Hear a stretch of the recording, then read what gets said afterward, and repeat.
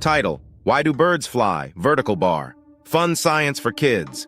Scene 1. A kid watching a bird fly in the sky.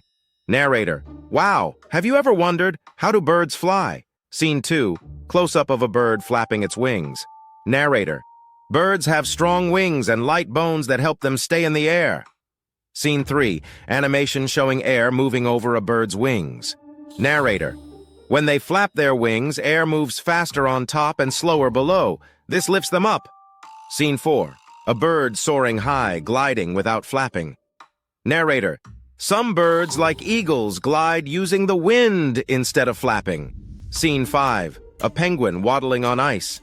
Narrator: But not all birds can fly. Penguins use their wings to swim instead.